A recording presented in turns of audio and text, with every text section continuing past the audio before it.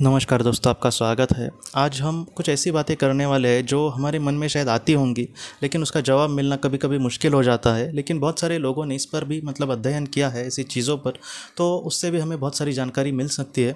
जैसे आज हम बात करने वाले हैं कि जो अनाथ बच्चे होते हैं, जिनका इस दुनिया में अपना ऐसा कोई भी नहीं होता, क्या आत्मलोक में भी उनका कोई भी नहीं होगा क्या? ऐसे बहुत सारे महत्वपूर्ण सवाल होते हैं हमारे मन में।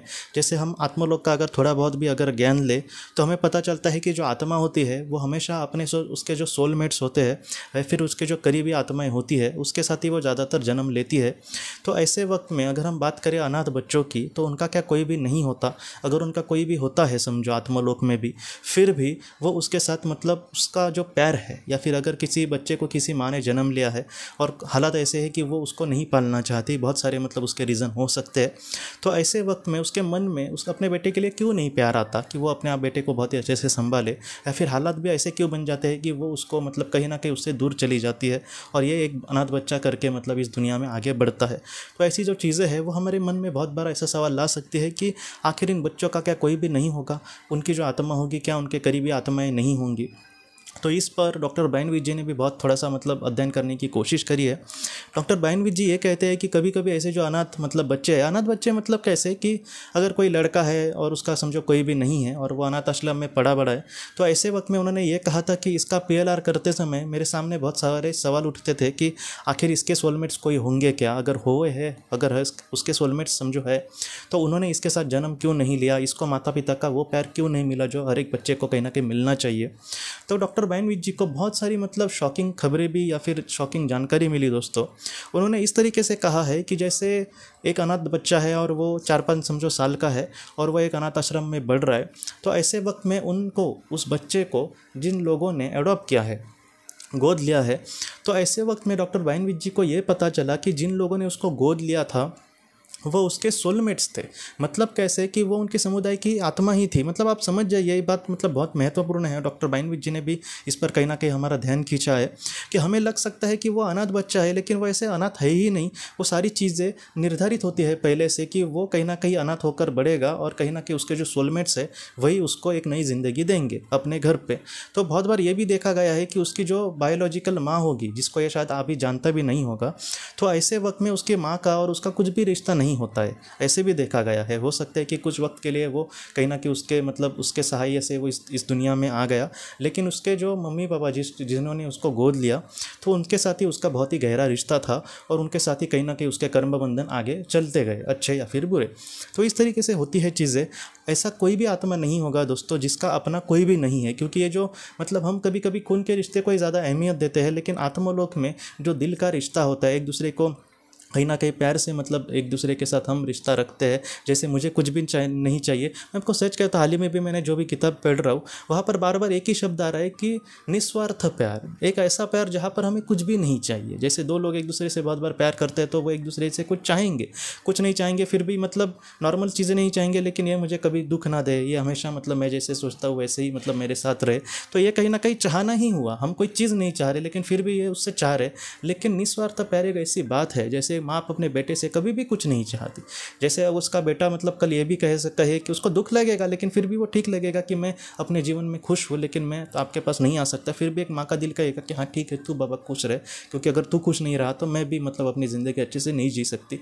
तो निस्वार्थ प्यार हम इसे कह सकते हैं। और आत्मलोक में कहीं ना कहीं ऐसा ही प्यार होता है। मैंने बहुत बार हाल ही में कुछ ऐसी भी किताबें जहाँ पर कुछ लोग नास्तिक है, फिर भी उन्होंने जो भी पीएलआर से या फिर ऑटोमेटिक राइटिंग से जो भी उनको जानकारी मिली, उन्होंने भी निस्वार्थ प्यार को बहुत इस तरीके से समझाया है कि हम बहुत अच्छा लगता है वो सुनना कि नहीं, निस्वार्थ जो प्यार है वही दुनिया में सच। ये सारी जब चीज़ें आप जानेंगे तब आपको लगेगा कि ये पूरी दुनिया जो है वो झूठी है। इस दुनिया में सच अगर कुछ है तो वो निस्वार्थ प्यार है। तो इस तरीके से ये जो सारी चीज़ें हैं कि अनाथ बच्चे जो होते हैं उनके भी अपने बहुत सारे सोलमेट्स होते हैं। बहुत सारे ऐसे भी अनाथ बच्चे होते हैं दोस्तों जिनको कोई भी गोद नहीं लेता। वो अनाथ आश्रम में ही बेचारे पलते बढ़ते हैं, बाद में कुछ छोटा मोटा काम करते हैं, सेपरेट रहते हैं और बाद में उनको कोई अपने जीवन में कोई अच्छा हमसफ़र मिला तो उनके साथ वो आगे की ज़िंदगी बिताते हैं। तो इस तरीके से बहुत सारे अनाथ बच्चे होते हैं, लेकिन ऐसा दुनिया में एक भी आत्मा नहीं है दोस्तों जिसकी सोलमेट ही नहीं है। हाँ, ये भी ऐसी भी चीज़ें देखी गई है, जैसे मेरी समुदाय होगा, अगर समझो मेरे समुदाय में समझो 20-25 आत्माएं हैं, तो मैं थोड़ा सा एकांत में रहना चाहता हूँ, तो कुछ वक्त के लिए मैं एकांत में भी वहाँ पर रह सकता हूँ, या फिर अपना वहाँ पे घर बनाकर भी आत्माएं कभी कभी एकांत में रहती है, लेकिन वो हमेशा वैसे ही नहीं रहती। जैसे कुछ काम है तो एक दूसरे के साथ पूरा करना, उनके कोई करीबी दोस्त भी हो सकते हैं। आपको भी अपने जीवन में अगर आप देखेंगे तो आपके भी बहुत सारे दोस्त होंगे, लेकिन उनमें से कुछ ऐसे भी लोग होंगे, आपके रिश्तेदार हो सकते हैं, आपके भाई बहन हो सकते हैं, या फिर आपके दोस्त भी हो सकते हैं, जिनके साथ हमारा एकदम अच्छे से मतलब तालमेल बैठता है। थोड़े विचार हमारे अलग हो सकते हैं, लेकिन फिर भी मैं उसके कुछ भी बोलूँ तो वो हमें मुझे समझ के लगा। तो ऐसी आत्माएं भी वहाँ पर हमारी दोस्त वगैरह हो सकती है, जो मतलब जो हमारी सोलमेट्स जैसे ही होती है, सोलमेट्स ही होती है। तो अनाथ जो बच्चे हैं उनका भी कहीं ना कहीं रिश्ता इन सारी चीज़ों से होता ही है। उनका अपना मतलब खून के रिश्तेदार उनका कोई नहीं है समझो, या फिर होंगे तो भी उनको पता नहीं, मतलब उनका कोई भी नहीं है क्या, इस तरीके से ज़रा भी नहीं होता। बहुत बार चीज़ें मतलब बहुत बार हमारे मन में, मेरे भी मन में वही आता था कि अनाथ बच्चे आखिर इस तरीके से वो उनकी आत्मा जो होती है वो जन्म ही क्यों लेती है। हाँ, किसी ने एडॉप्ट किया, उसको गोद लिया तो ठीक है, लेकिन मतलब बाकी के बेचारे उनका कोई भी नहीं होता, ऐसे वक्त में वो इस तरीके से जीवन में क्यों आते हैं।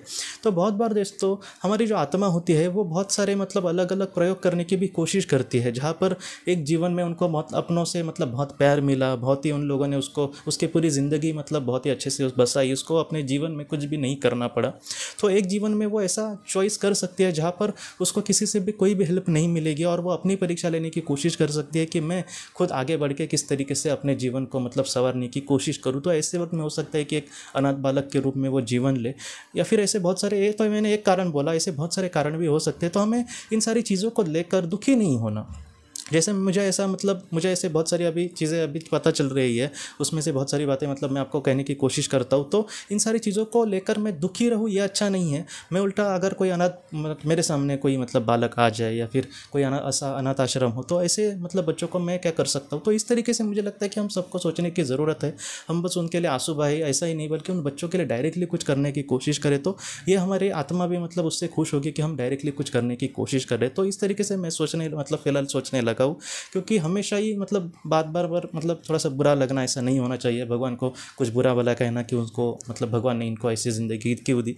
इससे अच्छा है कि उनके मतलब जो भी उनका संघर्ष है वो मतलब आगे बढ़ेंगे बहुत अच्छे तरीके से, और हम प्रार्थना भी कर सकते हैं उसके जीवन में उसको मतलब उसके सारे सपने पूरे हो।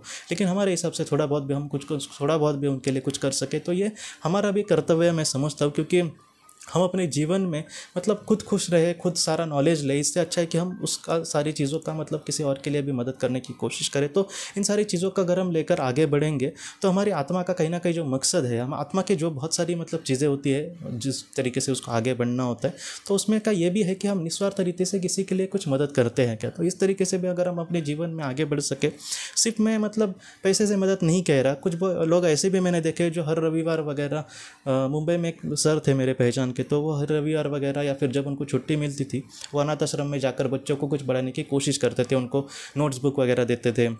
कुछ ऐसे भी लोग हैं जो मतलब उनको खाने देने की कोशिश करते थे। मतलब हमेशा पैसों की मदद सब हमें करनी चाहिए, ऐसा ज़रा भी नहीं।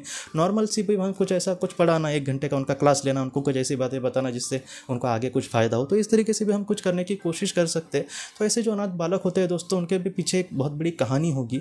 हो सकता है कि उनकी आत्मा बहुत ऊँचे लेवल की हो और वो बस ऐसे मतलब अनुभव के लिए, या फिर ऐसे ऐसे भी अनाथ बच्चे होकर गए दोस्तों जो मतलब जो खुद अनाथ थे और उनको बहुत सारी बातें पता चली कि ऐसे बच्चों के सामने कौन से दुख आते हैं, और आज वो कहीं ना कहीं ऐसे ही अनाथ बच्चों के लिए आज वो बहुत बड़े बन गए, और आज कहीं ना कहीं ऐसे अनाथ बच्चों के लिए कुछ करने की कोशिश कर रहे हैं। तो ये भी हमारे हाथों से ज़रूर हो सकता है। तो इन सारी चीज़ों से दोस्तों हम यही सीखें कि हम जीवन में मतलब हमारे मतलब जो विचार है उसको कितना अच्छा बनाने की कोशिश करें, और हम भी निस्वार्थ तरीके से कितने लोगों के लिए कुछ करने की कोशिश करें। तो इस तरीके से मैं मतलब कहना चाहता हूँ आपको। और आखिर में यही कहूँगा कि अगर ये पॉसिबल समझो चीज़ें नहीं हुई, ये मतलब मैं यहाँ पे रह के अपने घर पे रह के या फिर अपना काम करके ये नहीं कर पा रहा कुछ भी, पैसे से मदद भी या फिर ये श्रमदान का भी कुछ काम, तो हम कम से कम भगवान के सामने हाथ जोड़कर भी कहे कि ईश्वर हर एक मतलब जो भी अनाथ बच्चे हैं या फिर जो भी ऐसे लोग हैं जिनका कोई भी नहीं है, जो जिनको रोटी नहीं मिलती, जो मतलब बेचारे कहीं ना कहीं बीमार है, तो ऐसे लोगों को आप मतलब बहुत ही अच्छी मतलब ज़िंदगी देना, वो ठीक हो जाए, उनको खाना मिले, जो बीमार है वो बहुत ही अच्छे से मतलब हेल्दी हो जाए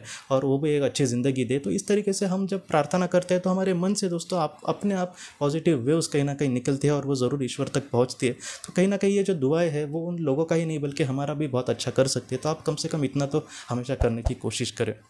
तो दोस्तों, हम अपने अगली वीडियो में किसी नए विषय को लेकर मिलेंगे। तब तक आप अपना, अपने परिवार का ख्याल रखना। आपका बहुत बहुत धन्यवाद। जिंदगी की रोशनी ये एक कंसल्टेंसी है जो ऐसे लोगों को मदद करने की कोशिश करती है जिन्होंने किसी अपने को खोया है या फिर जो लोग अपने जीवन में बहुत ही ज़्यादा दुखी है। जो लोग इस संस्था के साथ जुड़ते हैं उन्हें पास्ट लाइफ रिग्रेशन की ऑडियोज़ भेजी जाएगी, जिससे घर बैठे वह पास्ट लाइफ रिग्रेशन का अभ्यास कर सकते हैं। और उन्हें 5 मेडिटेशन ध्यान की भी ऑडियोज़ भेजी जाएगी। और इसके साथ साथ उन्हें PDF किताबें भेजी जाएंगी जो हिंदी और अंग्रेज़ी में है, जो मोबाइल पर या फिर लैपटॉप पर आप उसे पढ़ सकते हैं। और 10 ऑडियो बुक्स भी आपको भेजी जाएंगी। तो दोस्तों, अगर आप इस संस्था के साथ जुड़ना चाहते हैं तो कृपया इस नंबर पे व्हाट्सएप मैसेज करें। आपका बहुत बहुत धन्यवाद।